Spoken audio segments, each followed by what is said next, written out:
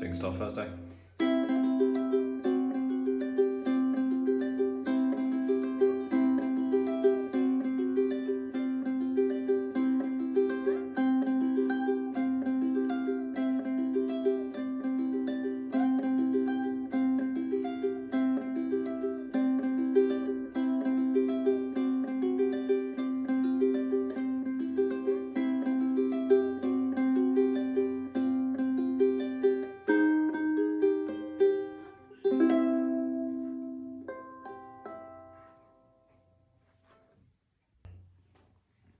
Hello, hello. Welcome to the very last lesson of Volume 2 Fingerstyle Thursday. Don't worry, there will be a Volume number 3, but let's spend our time saying goodbye to Volume 2 for today. Okay, so the main two things that we're talking about today is one, a picking pattern that I've used, but we're sort of incorporating it with a 3-finger pinch. So that's the main thing. Is we're getting this right hand pattern down. The other thing that we're doing is we're playing around with the C chord. And again, how many extensions we can do. The whole piece is literally a C chord, okay? So it's just how many C chords or versions of C chords can you play? So that's what we're going to explore today. Okay, so let's dive into the right hand pattern first of all, okay? So as usual, high G, and basically what we're going to do is, first of all, we're not going to hold a chord for the moment. If you want to hold a chord, you can hold a C chord, but I'm just going to leave it open. So I want you to pinch 3, 2, and 1, and that's obviously thumb, index, and middle. And then we're going to arpeggiate from there. So we're going to pinch those 3, and then we're going to go 3, 2, 4, 1, 4. 3, 2, 4, 1, 4. Now, if you've been following me or if you do any kind of arpeggios or fingerstyle, this arpeggio is no surprise, okay? So it's thumb, index, thumb, middle, thumb. So again, we're sort of bouncing between a thumb, finger, which gives us the speed. 3, 2, 4, 1, 4. Have a little practice of that for a bit. Okay, so the rhythm, we have the pinch, and then we have this little arpeggio. So technically the 16th notes. So we're going to go 1 and 2 E and 1 and 2 E and. So the E of the 16th we're ignoring. 1 E and 2 E and A. 1 E and 2 E and A. But sort of pinch, arpeggio, pinch. You sort of have basically 1/16 one. Yeah, you have 1/16 each side breathing room. Look how kind I am to you. 1/16 breathing room. Thank you, Sammy. You're so nice. So just sit there and have a little play with that.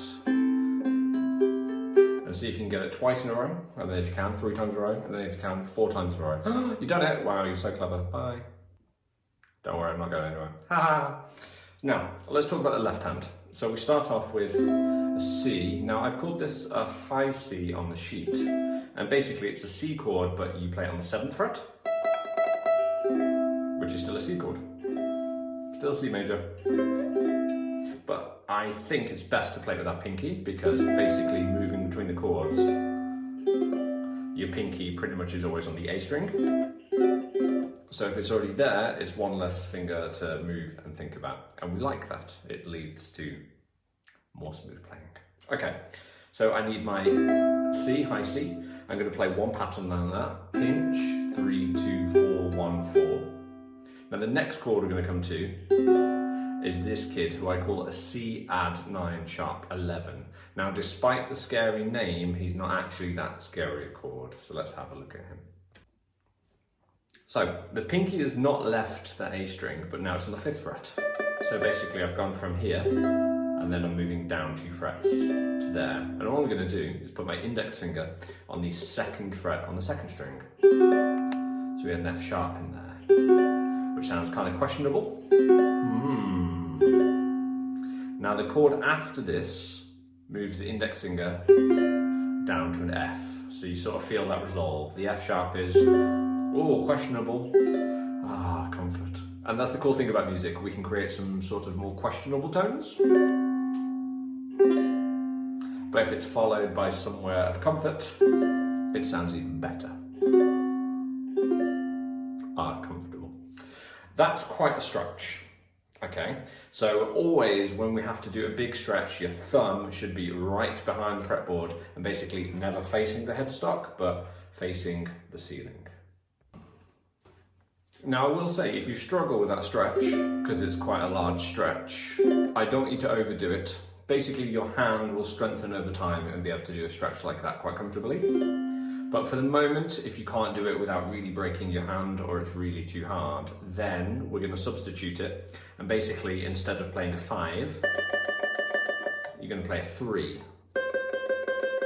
which you could do with your ring finger. So I'm still going to keep my index. So we move from that 2 and 5 to 1 and 3 there. And then the last chord will be C. So if you really struggle with that stretch, just play 1 and 3 instead. And that will do the job absolutely fine. It's cool, it's still sort of the same chord I'm going for, but like I said, you can build up the strength, but I don't want you to injure yourself or break your hand. So your choice on that one. Okay, so on the right hand pattern, on my C add 9 / F sharp / sharp 11, called it by its real name. Basically, we're still going to do the same thing. We're going to pinch 3, 2, 4, 1, 4. Then move down,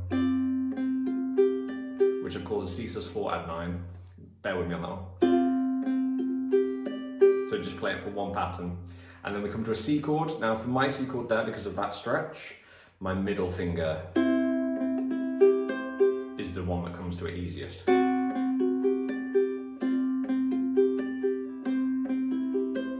But really, you can use whatever finger you like for that C chord, I don't mind. And again, if you don't want to stretch, play 2 and 5, 1 and 3. And then it's an easier transition to C. So that is also cool, that's absolutely fine. We're allowed variations, it makes us more human. Okay, so that first pattern in total, we have the high C, add 9 / F / sharp 11, C sus4, C.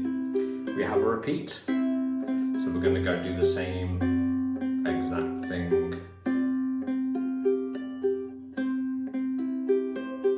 And that's our first line done, so basically it's that twice in a row.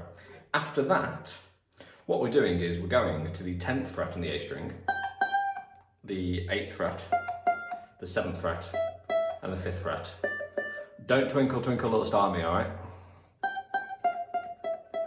Very well. Right, so that's where we're going basically, and we're going to play the same right hand pattern but with one difference. On our pinch, I don't want you to use 3 fingers, so we're not going to pinch the second string. I just want you to pinch 3 and 1, and that should be thumb and middle. So we're still going to run through the same right hand pattern, just on the pinch, no index finger for the second. So we have pinch, 3, 2, 4, 1, 4. And for me, I got my ring finger, but to be honest, there's no real bad way to do this. It's absolutely fine.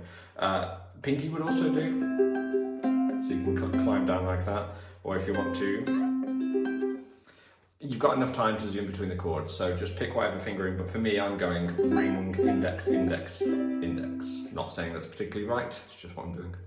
Okay, so we're on the 10th fret, we play our pinch, 3, 2, 4, 1, 4, then to the 8th fret, 7th fret, 5th fret, we repeat, so we do the same thing.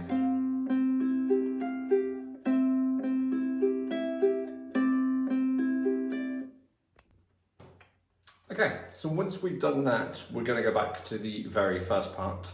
Now, you're going to play it once, and that's a 3 finger pinch on these kids. And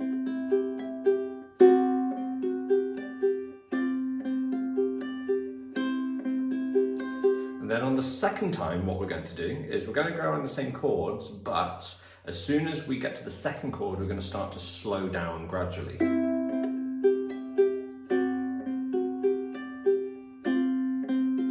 And instead of C major, I'm playing an A flat major 7, which sounds like a terrifying chord, but if I told you to play G chord, a fret higher, it's not so scary, is it? It's an A flat major 7. So we're going to play that instead of our C chord. So we play our C, high, add 9, slow down, A flat, and then we're going to finish with a big high C, or you could finish with a normal C there. So again, that last line. So basically we play all the chords normally, and then when we go back, as soon as we hit the second chord, we start to slow down. No C, A flat major 7, and then a big strum right there. And there we have it. Perfect. Okay, excellent. That means that Volume 2 book will be available very, very, very soon, or if you're watching this in the future, it's already out. Who knows? But thank you. If you enjoy these lessons, please consider liking and subscribing. I also have a Patreon where I release the sheets and the MP3s every single week, as well as private sessions with yourself. Have a lovely day. Bye.